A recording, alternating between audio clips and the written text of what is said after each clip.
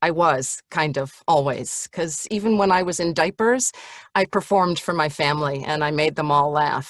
And I did theater as a kid and grew up, went to college, and like some of you guys, not all of you guys, wondered what I was going to do with the rest of my life after I graduated. So I came to New York City to pursue that dream of being a stage actress. And after 2 years, you could say they were short or long, depending on whether you were in them or out of those 2 years, I was ready for a real job that paid real money, because trying to be an actress in New York City, you know, really the way I supported myself was I was a bartender in a disco. So I found a job at the Guggenheim Museum, and I worked there doing special events and PR. And that was great to have a regular paycheck, but in the nonprofit world, you have to be independently wealthy or married to someone who is in order to survive. And I was neither, not independently wealthy and not married to someone who was. So it was time for me to find a real job that paid real money. So I went to Wall Street and I became a stockbroker. And I had a very successful career on Wall Street until I decided that I wanted to become a mom. So I went to Sesame Street, as I like to say, when I became a full-time mom, and I liked it so much that I had 2 more kids. So the moral of that quick story, sort of like, you know, Tom, your story, is that you'll get to where you're supposed to be, and have faith in the path and also in yourself, because all of these different things that you're doing are building. Maybe you don't know what the structure is going to look like at the end. And in fact, I say that my wheel has come full circle, but on a higher plane. And all the different things that I did all along have helped me to be successful today. So, you know, I'm living the dream that I came to New York for, but I just didn't know it was going to look like this. P.S. 40 years later, or 20 years later, because I've been doing this for almost 20 years. So, what is voiceover? You probably think it's cartoons, and you probably don't know that it's a whole lot of other things. So I'm going to be using the chat window today to post some things. You're welcome to read them. It's just, you know, more efficient than our talking about everything, because there's a lot that I want to share with you. And there you go. That's a little list in the chat of all the different kinds of voiceover there are. You know, when you call a company, for instance, and you want to talk to a real person, and you're pressing 000, right? Because you're in that phone loop hell. Well, sorry, sometimes that's my voice, and I do that work too. But I know how frustrating it can be when you just want to talk to a real person. That's voiceover. Aside from the cartoons and, you know, the museum audio tours and things like that. So I thought it would be fun for us to for me to share some of my work with you first, and then we can talk about how my work relates to your work and your world. So I'm going to share my screen again, and I'm going to pull that down and pull this up. No, not as a WAV file. Thank you very much.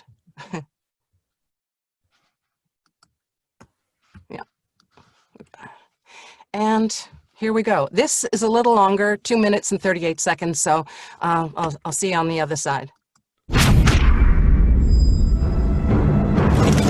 Based on the popular card game, battle the ever-encroaching evil. Vanquish Sauron's forces. The Lord of the Rings living card game. It isn't by getting out of the world that we become enlightened. It's by getting into the world, by getting so tuned in that we can ride the waves of existence. My cello recitals brought me the acquaintance of some of Berlin's known intellectuals and artists. Everyone was there. Poets, musicians, painters. I was drawing attention and drawn to a life full of excitement. They are upon us, and the world is coming undone. The world tree is dying. Together, we can stop the unstoppable. My name is Claudia Kreutz. I am in charge of this asylum. Please do your best and determine what happened. Abandoned, defying all expectations. This dog was a winner. Wallace. Miss Berkatin, dir war ratier, dar turim stinvart. In the realm of fairy, Rowan and those akin to her live in peace and serenity. Follow Rowan through her amazing journey in the heartlands of fairy. My mind brims with beautiful music, heavenly harmonics, charming melodies. They spring from my mind the way light emanates from a star. For centuries, the most courageous of souls, the strongest of heroes, have fought to protect His Highness. And only one shall be named defender of this kingdom. Let the games begin.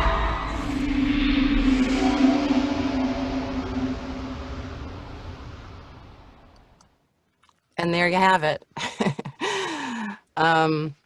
So if you haven't figured out already, I often get hired to be the evil British queen. I guess I have to just channel my inner bitch and, and I book it, something along those lines. So let me put that down. And, That was great. Yeah, did you like that? Good. So how the heck does this relate to what you guys are doing? Well, really, what's marketing? You could probably answer that question for me better than I can, but what's the message that you're trying to relay? Well, the first and most important brand that you're ever really going to market is yourselves, right? And whether you realize it or not, you've been doing that. You did that to get into college. You did that to attract a boyfriend or a girlfriend. You did that to get a summer job. So there are all these ways in which we put ourselves out into the world to sell ourselves. And I don't mean that in a pejorative way, but in a positive way. People buy from people that they know and like and trust. And that's what the task is in marketing, is to build that relationship and to build those connections with people so that they know you, first of all. And it takes time to get to know somebody. And hopefully they like you because you're yourself and you're professional, and they trust you because they've worked with you and they know that they can make a recommendation of you to somebody else, or they can have a client meeting with you there, and they know that you're going to do them solid, right? That you're not going to embarrass them in any way, shape, or form. So in every business, really, there's this idea of needing to know who your buyer is. And on Wall Street, it was Rule 405, which stood for know your customer. So whether it was on Wall Street and you had to know, are you investing on behalf of somebody who's young and, has a high risk tolerance, or someone who's old and retired and needs income and not, penny stocks. Although I did have my oldest client, Mrs. Bernstein, she was 98 years old, and she did like to buy and sell stocks. They weren't penny stocks, they were blue chips. But at any rate, it's so important to know who your audience is, who your customers are.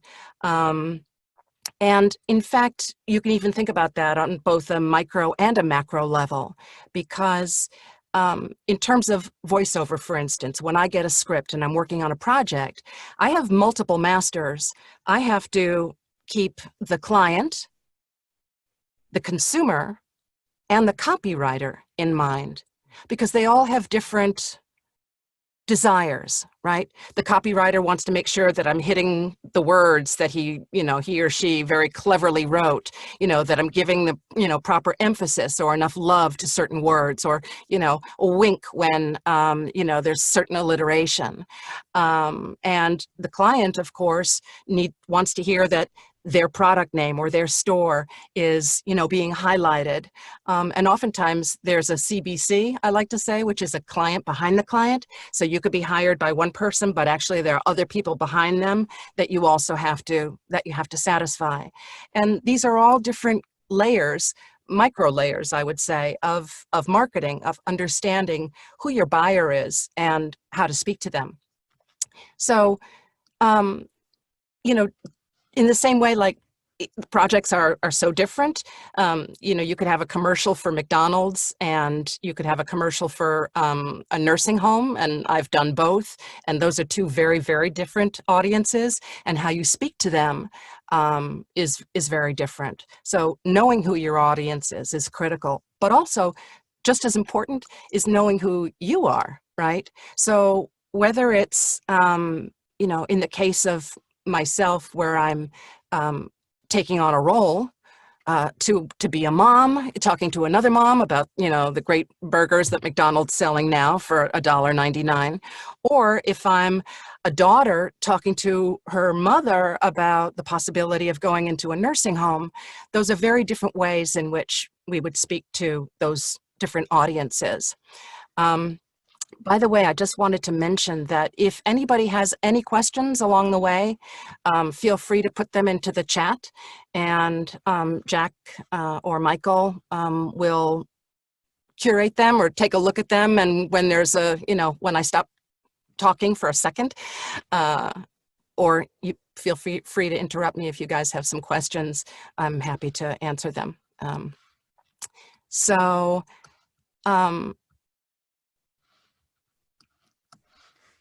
Just to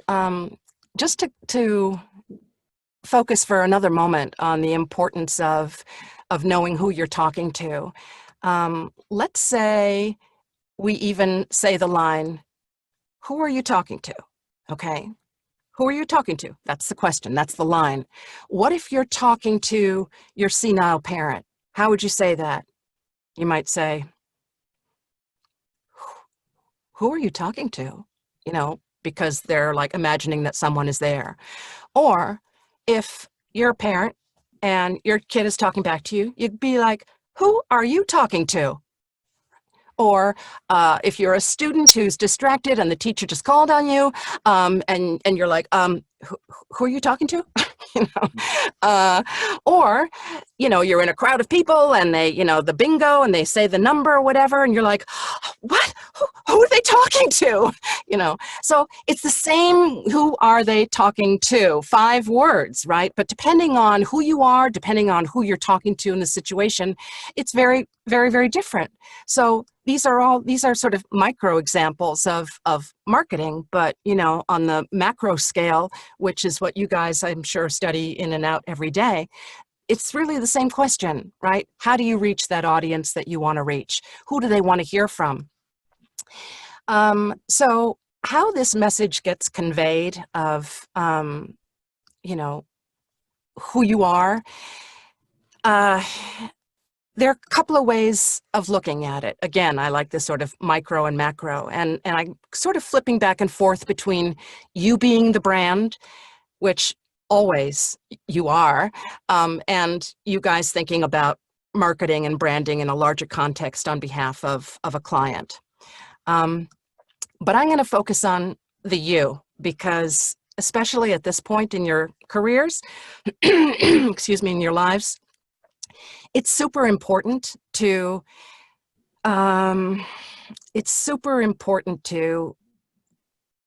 market yourself well. And I don't know if you've ever heard the saying, you don't get a second chance to make a first impression. So as well as you can, you really want to cross your T's, dot your I's, get your ducks in a row, learn what it is to put yourself out there in a professional way, so that that's how you're perceived. So as an example, let's just talk about emails, okay? Everybody writes them, everybody gets them. They can turn somebody off pretty quickly, or say a lot about you and say that you have your act together. So in terms of an email address, no, cutie pie 411 that you chose when you were a teenager or something like that. No email addresses with numbers in them.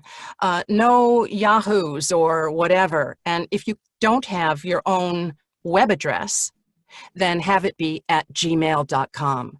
But again, the more weird or unclear it is, the more suspicious people will be, and the less likely they are to think that you are a legitimate person, okay?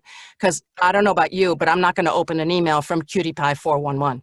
Just saying. Get straight to the point in the subject line, okay? Let people know what it is that you're contacting them about. And to that end, I have a site that I use all the time that I love. I'm almost addicted to it when the need arises for me to test a subject line. And I'll have the links to all this stuff that I'll put in the chat at the end.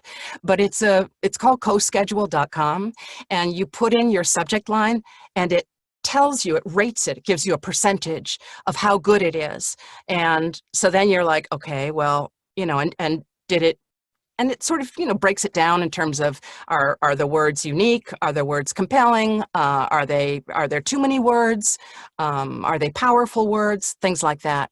So it's a really cool tool, and it's free and it's fun, and I highly recommend you check it out. So that's your subject line. Your hellos and goodbyes, salutations, super important. And I have to say that when I'm in a conversation with someone, if somebody's written to me and then I start to write back, I almost always never do the salutation, because it's like not my instinct. My instinct is just to start writing and to start answering, but I always go back and I add that salutation with a hi Joe, hi Sue, thanks for writing, whatever. And also ending it in a professional way of saying, thank you, take care, regards, kind regards, best. There are lots of different things that you can say, but these are little things that say a lot, actually, about you. And don't forget to KISS, which is keep it short and sweet, okay? No tomes, less is more. Everybody's busy, you know it, you're busy, I'm busy, the whole world is busy. So you really want to be concise. Your signature block. This is such a wonderful opportunity for you to show that you're professional, A, and B, to show that you care about the people who you're getting in touch with. Because in that signature block that has your name, your email, your website, if you have one, your phone number, and potentially your social media links, what you're doing is you're making it easy for somebody to contact you. So I have received emails from other talent when I've had the opportunity to do casting, and they'll be like, yeah, Debbie, I'm interested. And that's all I get. And there's no, yes, I could respond to the email, just reply, but there's no phone number. There's no link to their website. And it's like, forget it. That goes right into the trash. So you always want to be thinking about the other person and what will make it easy for them. I use a really cool site or app called Wise Stamp, and that is not free, but it allows me to have this cool GIF, sorry, I still don't know how to say that, motion in my email address, and to do some cool things that you can't, otherwise do. Some people include maybe a little testimonial or recent clients or recent projects or some inspiring quotes. That's almost maybe a little too much. Just get that signature block done, and it will really speak volumes. And shout out to Michael, who's the only one I have had email contact with, and he's got it. And he's got a signature block. And I was like, I think I complimented you. I'm like, this is good. This is really, really good.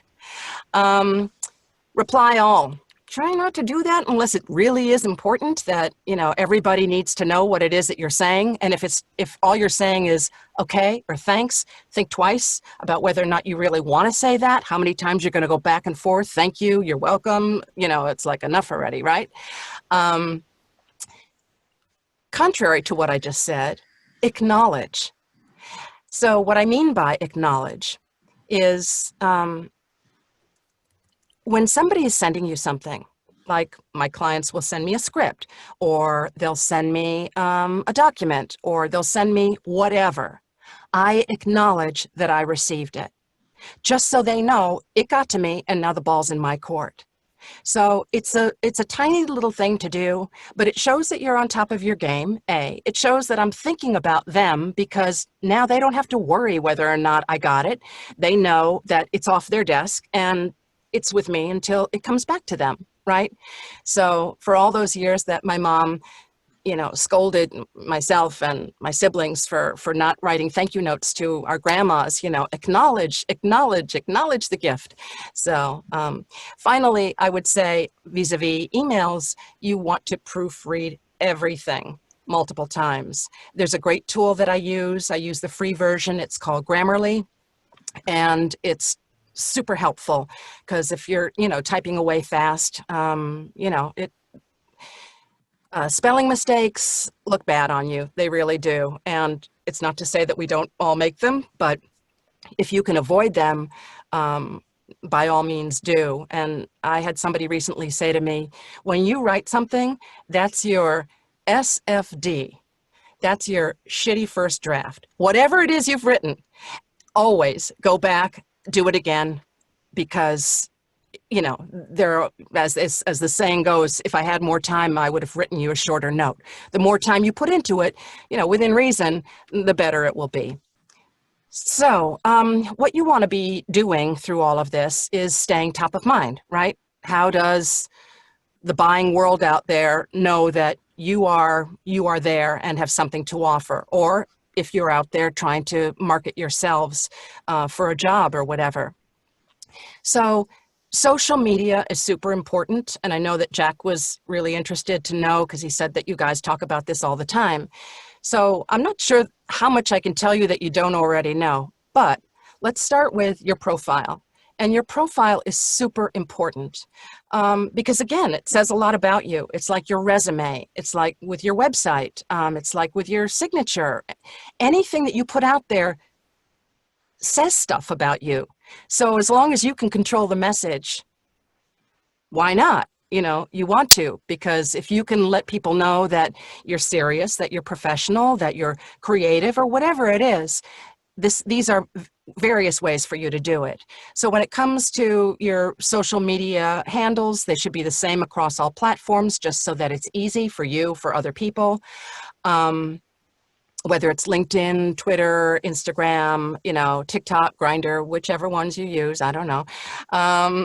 Also, you want to tailor your message to the medium so that you know who you're talking to and how to talk to them in that format, in that way. Some platforms are easier ways to engage with people, and people, like some people might like to talk via LinkedIn. And I usually try and get those conversations, if there's a real conversation going, just to email, so I don't have the extra step of having to deal with a message in my email box from LinkedIn saying that they've written me a message and I have to go there. But some people are really easy to get to through Twitter. Like, I had airline tickets for all kinds of trips I was supposed to take that I had to cancel, and it's impossible to call them now, as you probably know, and very difficult even on their websites. So I took to Twitter, and wouldn't you know, I got some action. So, for a variety of reasons, Twitter can be a very powerful way of communicating with people. The content that you're posting, is it going to come back and haunt you? Is everything that you're putting out there something that your mom would be proud of, or okay with at least? It's tempting to be young and carefree, but this stuff lives forever. And if you don't think that people, companies, schools are going to check that stuff, that's part of the normal vetting process. I know of people who had an offer to go to a university, I forget which one it was, and then they discovered some stuff of his online and they rescinded the offer. So it's pretty serious. And again, it's worth the old counting to 10 or sleeping on it or whatever. And if you have any doubt, like when in doubt, check it out, right? Or throw it out, as my mom used to say, when in doubt, throw it out. You know, you can always decide to post something again later, but really take the high road. You won't have anything to apologize for later on. LinkedIn. LinkedIn is where the pros go. It's the first place that many people go to check you out. So you should have a profile and you should fill the entire thing out. People are going to look at that and they're going to say, who is this person, right? They want to find out more about you. Everybody wants to find out about everybody else. So we use all these tools to do it. And when you're putting yourself out there as a pro, you want to use these tools that they're using, right? So use a professional photo. Don't have your friend, you know, take a picture of you. Make sure it's a good photo, that you're well lit. In fact, these are some things also, like for Zoom, you want to be well lit. You want to be, you know, seen. This is now an office, right? We are all dealing with each other in our own personal offices. So even this environment says something about you, right? Complete it, every little section of LinkedIn. You know, the about section, write in the first person about yourself. You can ask people for testimonials. People, even you can say, well, I never had a job before, but you can ask your professor. You can ask someone who isn't your parent, who isn't your girlfriend, that has had an experience with you. Maybe you volunteered doing something, and ask them to write a recommendation for you and offer to do for them as well. So that's powerful. Those are powerful tools. Hashtags, you guys know more about hashtags than I'll never know, but you know, use them that will support your brand, right? And the messaging that you're doing. And you can use your branding to get the word out about yourself. In other words, so do you guys know WeTransfer? It's a yes, no, yes. WeTransfer is like you send it, and it's an FTP site where you'd send big files, right? They have a free version, but like with MailChimp, you know, anytime it's going to be free, it's going to have their branding on it, right? So if you're sending this stuff along, it has their branding, and everybody knows, okay, this is MailChimp, okay, this is WeTransfer.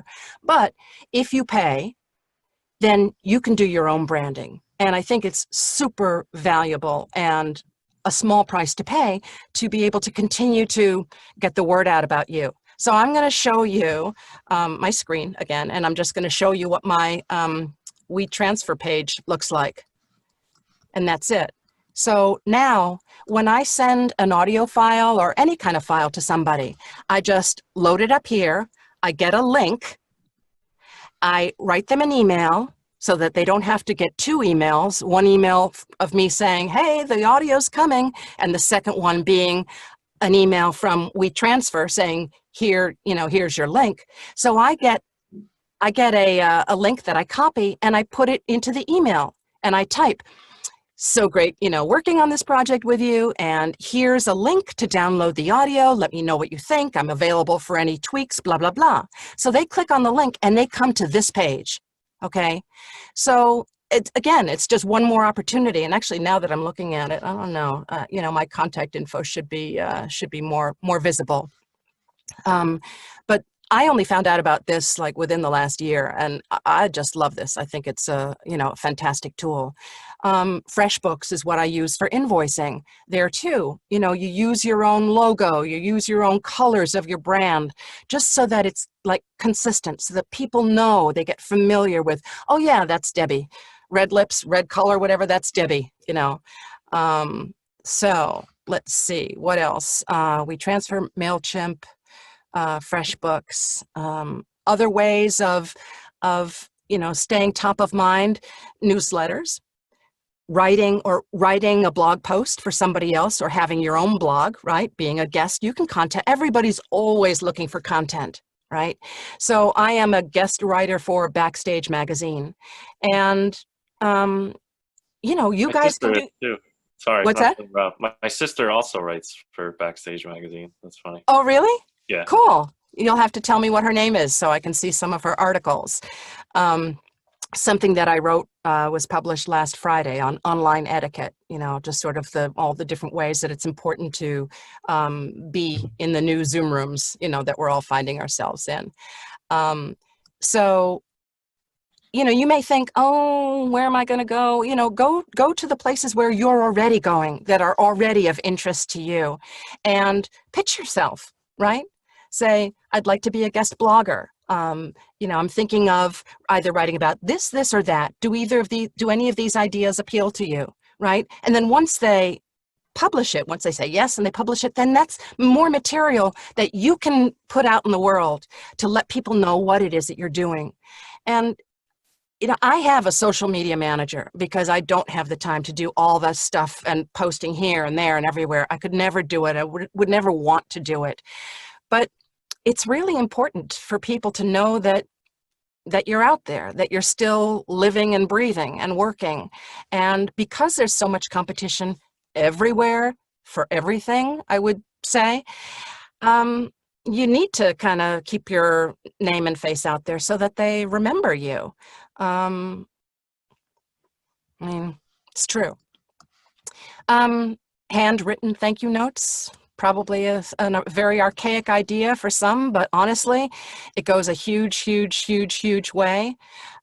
Gifts, and sometimes I send gifts and they have my branding on it, and some people would say, that's no gift, right? That's just a piece of your swag, which I understand, but I like to give people things that are useful. But I also give gifts sometimes that are just edible or cool, and don't have my branding on it at all. So these are other ways of connecting with people and communicating who you are and what your brand is, and developing and maintaining relationships. Because once you do business with somebody once, you can either do a great job and they'll want to work with you again, or you can blow it, in which case they're going to be like, don't want to work with that person ever again, right? And if it did go well, then it's nice to build that relationship, and it takes time. But in doing that, you have a foundation for your business.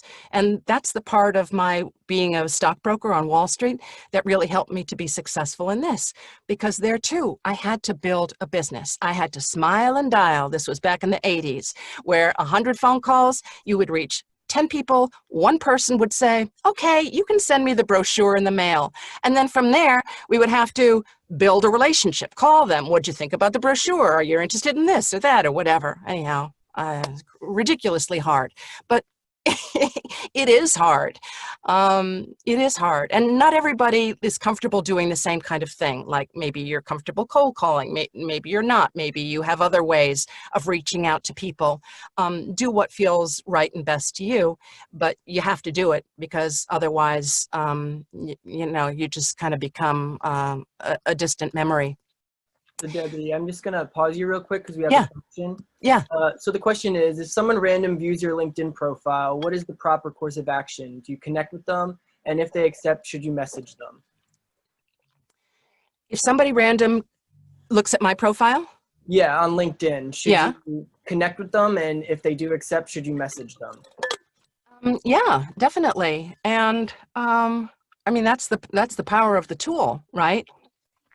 There's so much that you can do with free LinkedIn, by putting in filters and doing searches. Like I do a lot of searches for medical animators because I do a lot of medical narration. So scientific producers, medical production companies. Sometimes I get marijuana places. That's not what I'm looking for. But, there's a lot of information there. And when you do reach out, don't just reach out with a, hey, because when I get those, hey, or how are you? It's some guy who's trying to connect with me and I just delete, whether it's Facebook or LinkedIn or whatever. We were having a conversation. I was on a Zoom call earlier, and I don't think the guys know that this happens. But I'm sure every woman was like, this happens. So the point being, when you reach out to someone, again, be succinct, but tell them why you're contacting them. And whatever you do, don't ask them a question that you can answer yourself by going to Google. How do I become a voiceover artist? If I had a nickel for every time people ask me that. So be smart about your contacting, because again, you're not going to get a second chance to make a first impression. And if you just look like, I don't know, if it comes across that you want somebody else to do all the work for you and spoon feed you information, there, very quickly it'll be delete, right? Because again, we are all so busy. And it's not to say that I don't have, infinite, it's not a zero-sum game like with love, right? It's not like you only have so much. You do make new friends in life. You do make new relationships.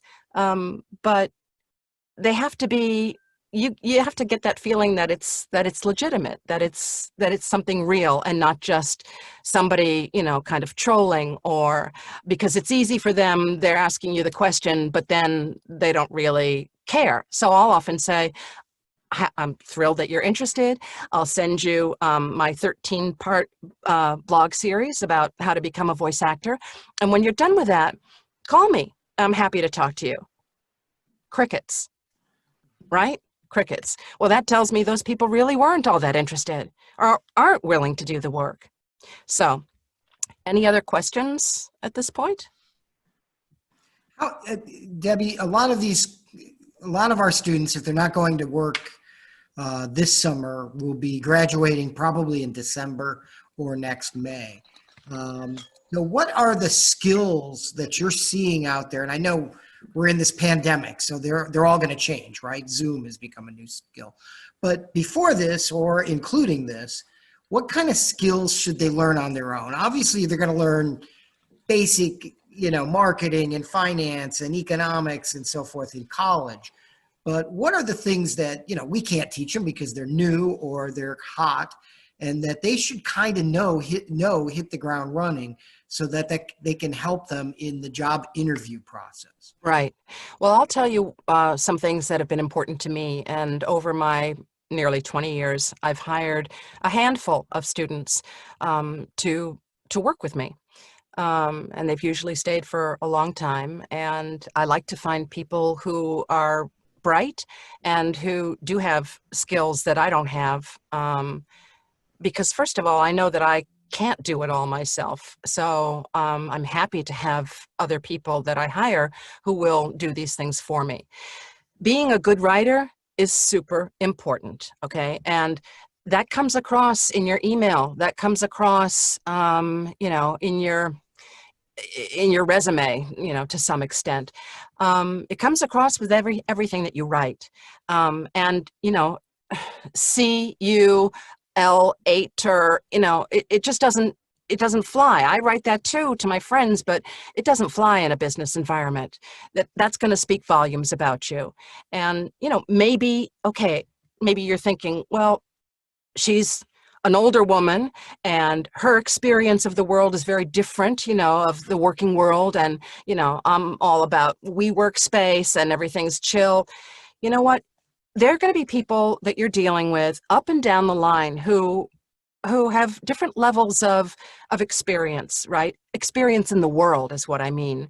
And in the same way that I'm dealing with younger people who, have their experience, I'm also dealing with older people. And you don't want to risk turning somebody off. Nobody's going to get turned off because you spelled the full word out, right? So, and that too gets into an area of, you can loosen your tie, your jacket, you can, let your hair down a little bit when you have, developed enough of a relationship to know that, you can trust each other. In fact, to that point, I will share with you that I wasn't sure whether or not I should swear, which I already did in this talk, because I thought, I may be contradicting myself in doing that. But I decided that, we have enough of a relationship, and I wanted to kind of just be easygoing about it all. So, but don't swear. Don't do what I just did. So what's important? Being able to write well is super important. Having Excel skills or numbers, right? The Apple version, super important. Knowing, depending on what industry you're working in, knowing software programs like Adobe. And I mean, Adobe, of course, is a huge suite. So there's audio editing, video editing, Photoshop, super important. I love when I can find somebody who's got graphic skills so that they can, put such and such together for me and make this email look good. And these are really fundamental kind of, for you guys, I think, easy things. For me, not so easy, but always valuable when you see it at the bottom of a resume. Excellent communication skills. And that means, to me, not just that you know how to write, but that you know how to stay in touch. That if I've reached out to you, that you respond and say, yep, I got it. That to me is a sign of an excellent communicator. So it may not be what you would normally think of, with just like, are you able to speak clearly and get your ideas out and write clearly, right? So those are some of the tools that are important to me. And maybe later you guys will mention some others that you have, and I'll be like, oh yeah, that's a good one. In regards to like Excel and Photoshop and all of those, do you think it's beneficial to actually get like the official certifications through those various programs, or what do you think the best way would be to be able to show that you actually have those skills? For me, I don't need to see certification, but what I do ask to see samples of people's work, so, that's the way you can, show it. I mean, if you're interested in getting the certification, why not? Right? That just says more about you. That says that you went the extra mile. That says that you really know your stuff, right?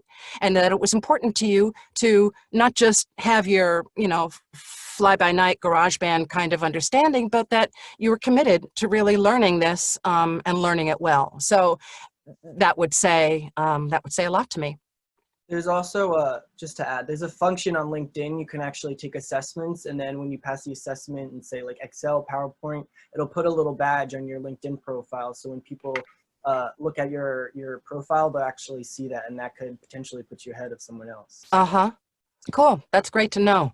Yeah, PowerPoint, that's another one, because I've been doing presentations lately, and, I've had to ask my college daughters, to help me with them because, there's with everything, there's such a steep learning curve, right? There's so much to know about everything now that, know what you're good at, but also know what you're not good at and farm that out, or trade with another friend, right? You can barter. If you're good at one thing and they're good at another, you do something for them and vice versa, right? And so it doesn't cost you any dollars, and you can really help each other. So for fun, I've put a tongue twister in the chat, and I think it would be, I'll add a couple of others, but I think it would be fun if anybody would like to unmute themselves and read it for us. Now, the first word, tongue twisters, you don't have to read because that's just like the heading, okay? Thomas, I see that smile on your Oh, you face. want me to do it? All right. I'm a mother pheasant plucker. I pluck mother pheasants. I'm the most pleasant mother pheasant plucker to ever pluck a mother pheasant. I'm not the pheasant plucker. I'm the pheasant plucker's wife. I've been plucking mother pheasants my whole pheasant plucking life. I'm not the pheasant plucker. I'm the pheasant plucker's mate. I'm only plucking pheasants because the pheasant plucker's late. You did an excellent job. Brilliant. Now, if I asked you to do that a little bit faster, you know, maybe you would do it just the same. Would anybody else like to try that? And I'm also going to put some other ones in that are single lines.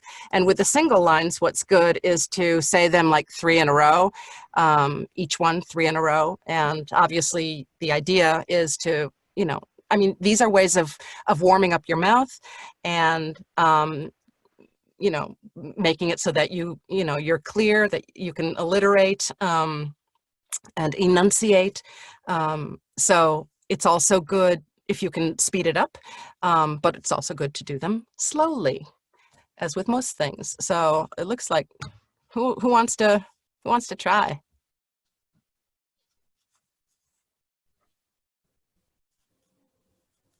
Is everybody reading them? I'll do another one. But Sure. wait, let someone else do it. Jack, you look like you're almost ready to say something. Yeah, I was just reading through them. I'll do a few of them. Okay. Most people prefer pre-shrunk sheets. Mrs. Smith's. Okay, just do the one. Just do the one and do it 3 times. 3 in a row is a common, right? Okay. Right. 3 in a row means you do it, you know, 3 times in a row. And if you can, try and speed it up, you know. Okay. But if not, just get them out cleanly 3 times and you're home free. Most people prefer pre-shrunk sheets. Most people prefer pre-shrunk sheets. Most people prefer pre-shrunk sheets. There you go. You're getting a rhythm there. Good for you. Derek, you want to do the next one? Mrs. Smith's Fish Sauce Shop? Yeah, second. Mrs. Smith's Fish Sauce Shop. Mrs. Smith's Fish Sauce Shop. Mrs. Smith's Fish Sauce Shop. There you go. Okay, nicely done. Rosano, which wristwatch is a switch witch's watch? Which wristwatch is a Swiss witch's watch? There you go. Do it 2 more times for us. Which wristwatch is a Swiss witch's watch? Oh my goodness. Which wristwatch is a Swiss witch's watch? There you go. Excellent. It was almost easier when you did it faster, right? Jonathan, you want to do the next one? Red leather, yellow leather, lavender leather? Red leather, yellow leather, lavender leather. Red leather, yellow leather, lavender leather. Red leather, yellow leather, lavender leather. There you go. Okay, good job. Good job. Killian, how about you next? The polished brass and black glass. Polished brass and black glass. Polished brass and see, even I can't do it. Killian. Polished brass and black glass. Polished brass and black glass. Polished brass and black glass. Very good. That was very polished. Beautiful job. Angela, unique New York, unique New York, unique New York.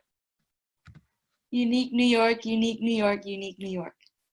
Very good. Meredith, a box of biscuits, a box of mixed biscuits, and a biscuit mixer. Okay, just so you know, I'm super bad at these. No, listen, we're all, you know, they're challenging. They're meant to be challenging. Take it as slowly as you want. Okay, a box of biscuits, a box of mixed biscuits, and biscuit mixer. A box of biscuits, a box of mixed biscuits, and biscuit mixer. A box of biscuits, a box of mixed biscuits, and biscuit mixer. Yay! You did a great job there. Isabella, the blob brought a black bath brush back. This one's hard. The blob brought a black bath brush back. The blob brought a black bath brush back. The blob brought a black bath brush back. Wow, I could not do that. You got through it. You got through it just fine. Tim, you want to take particularly and similarly and regularly? I'm just about to go into work. Okay, all right. Well, you can pass. That's okay. Anissa.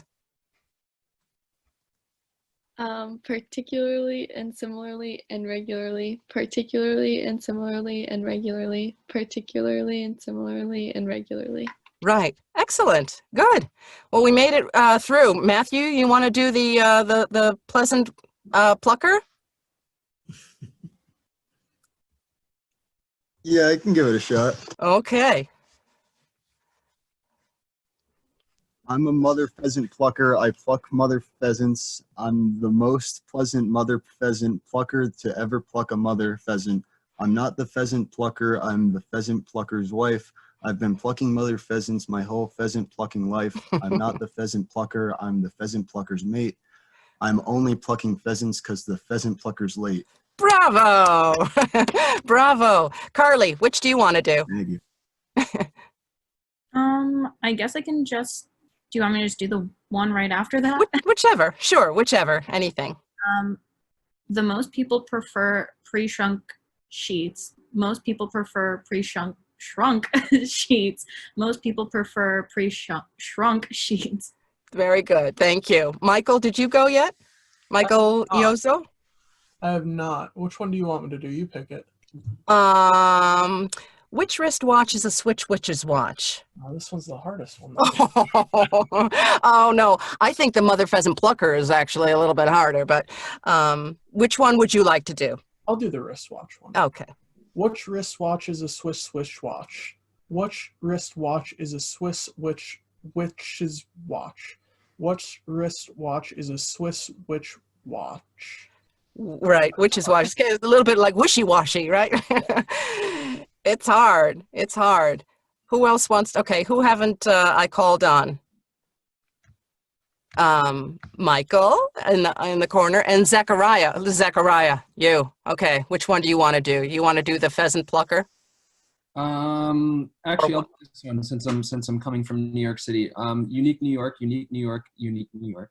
Very good. Unique New York, unique New York. And when you guys do them all yourselves, you'll realize that different parts of your mouth, of your tongue, your teeth, your lips, the whole architecture here is getting a workout. And certain ones work certain parts, right? So that's why it's good to do a mixture. Like I'm also, from New York City, although that's not where I am, but if I'm going to an audition or a job or something, and I'll continue my warm-up on the subway platform where I can talk and nobody, thinks I'm crazy. And I do this pa-pa-pa, pa-pa-pa, ba-ba-ba, ta-ta-ta, da-da-da, ka-ka-ka, ga-ga-ga. And it moves the mouth from the very front to the very back. Pa pa pa ba ba ba ta ta da da da da ka ka ka ka ka. So it's just, it's practice. Who else? Who else didn't go that wants to go? Michael or Ron, or who else didn't go? I'll do it. I think it's only fair. I embarrassed myself too. All right. I'm gonna do the red leather. That one, yeah. Okay. Red leather, yellow leather, lavender leather. Red leather, yellow leather, lavender leather. Red leather, yellow leather, lavender leather. Right. They seem easy until you try them, right? Yeah. Ricky, did you go? No, I did not. I'll do the red leather one also. Okay. Red leather, yellow leather, lavender leather, red leather, yellow leather, lavender leather, red leather, yellow leather, lavender leather. Wow, that was a lot harder than I thought it was going to be. So who hasn't gone? I know Ron hasn't gone, but let's make sure all the students go before we have Ron embarrass himself. Okay, I'll go. Thank you. So I can pick any? Be my guest. Okay. Red leather, yellow leather, lavender leather. Red leather, yellow leather, lavender leather. Red leather, yellow leather, lavender leather. Beautiful. Beautiful. You said it like you say it all the time.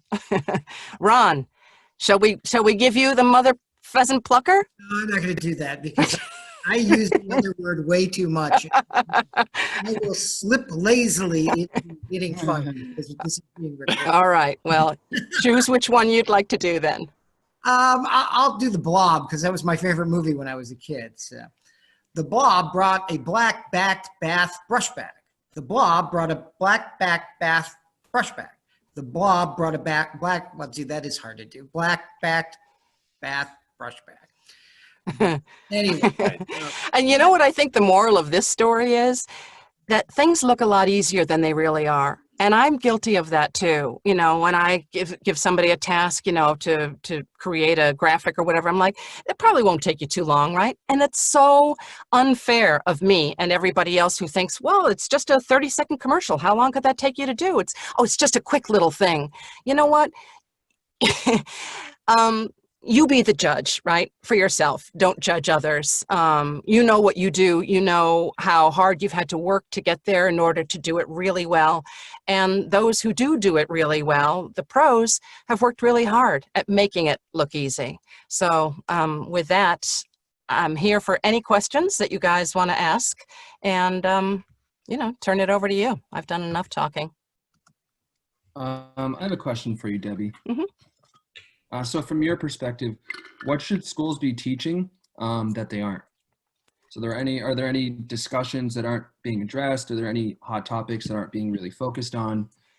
Is there kind of a common denominator that's being overlooked from your perspective?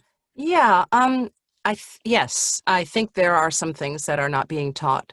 One thing that is not being taught that's relevant to, well, my industry in particular, but I think beyond, is that people are not taught how to direct. So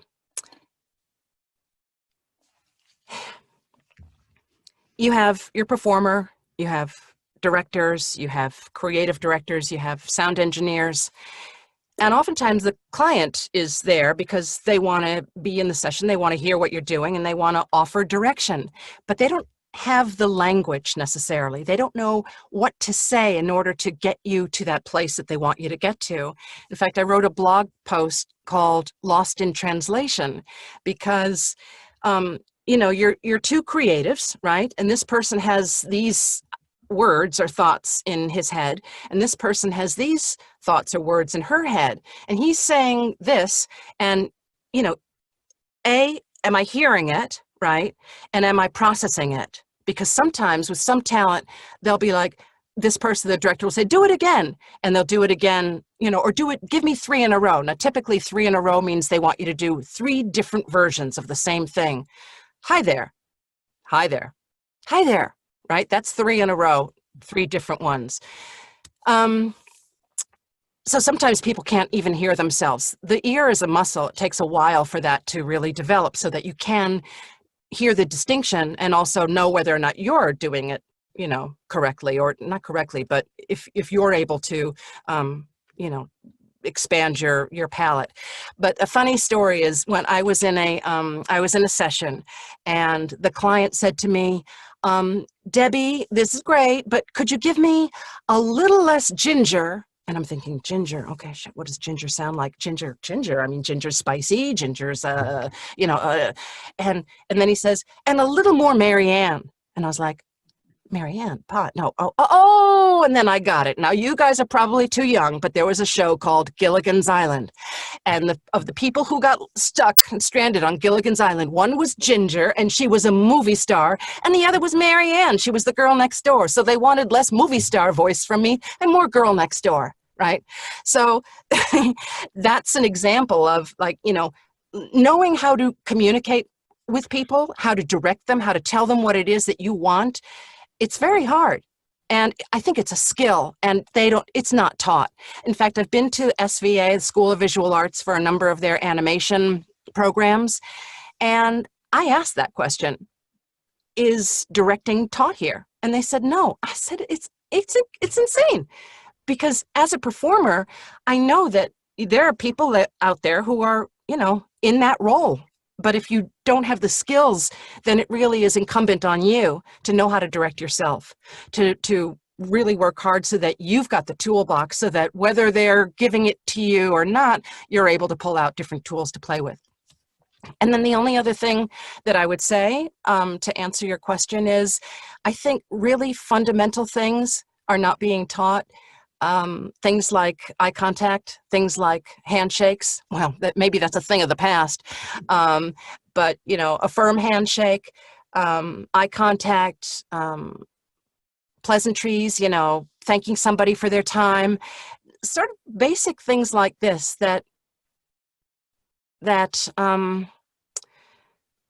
I don't know, they make for just smoother, more pleasant, better, more professional interactions. So I think, you know, some of those basic skills could be taught, because I don't even think they're taught in lower school, you know.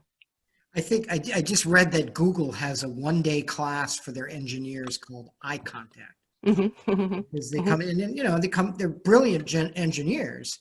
You know, they only hire the best. And they might have come through 4 years of MIT, but their technical skills are brilliant, but they've not really learned ever in their life to deal with people on a one-on-one basis. And even the engineers at Google have to sell. They have to sell their brilliant creations that they make with their brilliant company. And so they've got to make eye contact at some point.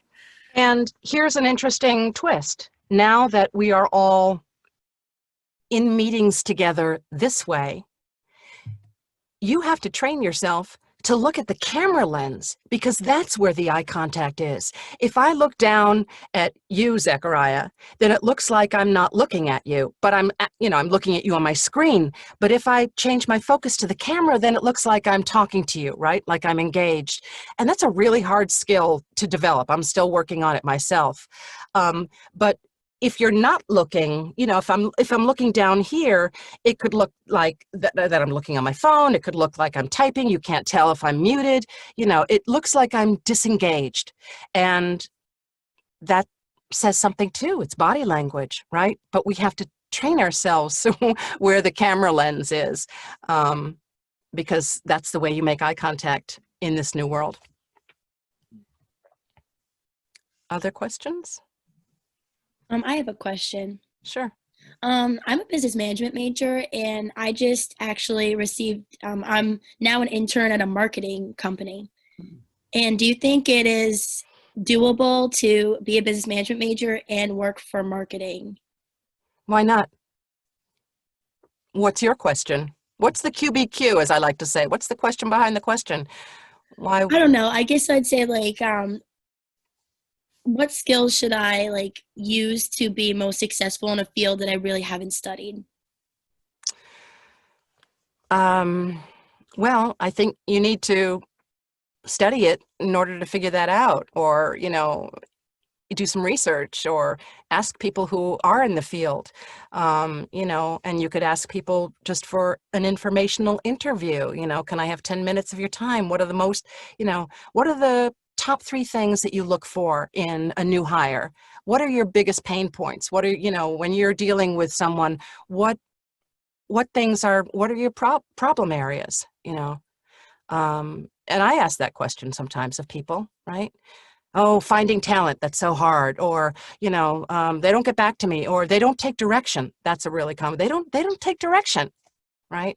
Well, that means they haven't done enough of their own homework to be able to hear, or even be willing to ask the question, right? Like, can you explain that a little bit more? What do you mean? Or do you mean like this, or do you mean like that? So when I'm engaging in a conversation, even before I start recording, what I start to do is give them my interpretation of what I think they're asking me to do. So especially given COVID-19, there's an awful lot that's happening where the sound of what they want is somebody warm and caring and with some authority and comforting. So I was having a conversation with a new client, and I said, so basically you kind of want me to give them a virtual hug. And they said, yeah, that's it. right?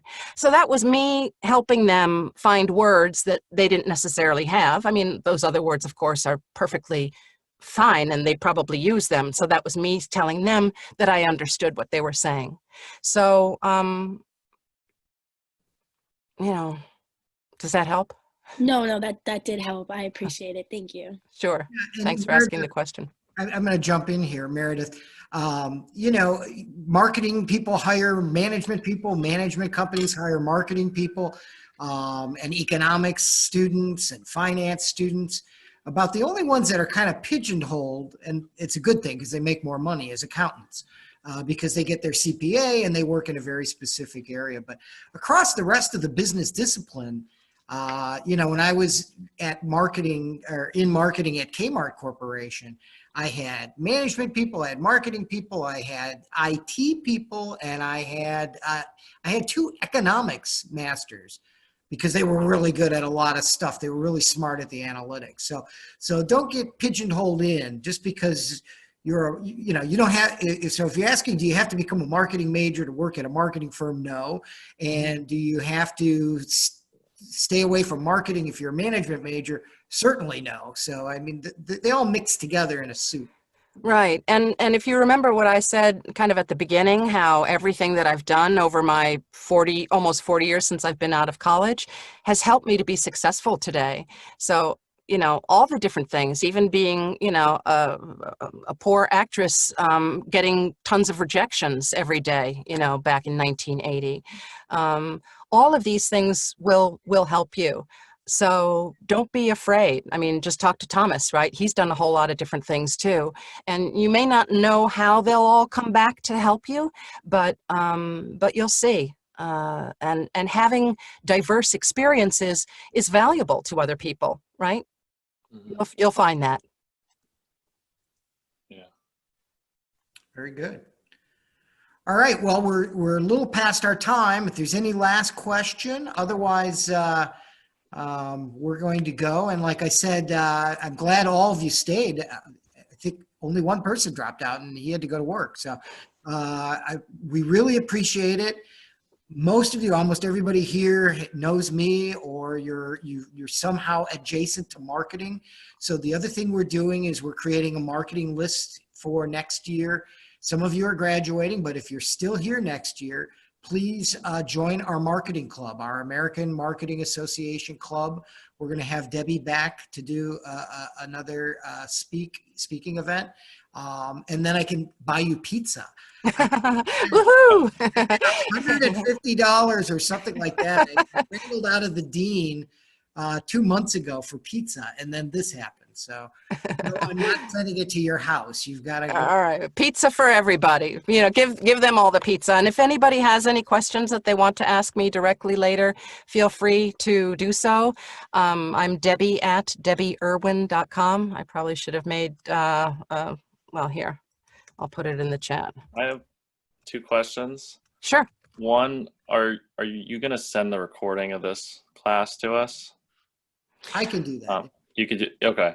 And then the other thing, I know you said, you know, don't ask what you could Google and answer yourself, but what would you give us as advice for like your first few steps into voiceover acting for someone who hasn't taken any steps towards it yet? Like, how do you get started? What's your first? I would tell you that I'm happy to send you my 17-part blog series, and Okay.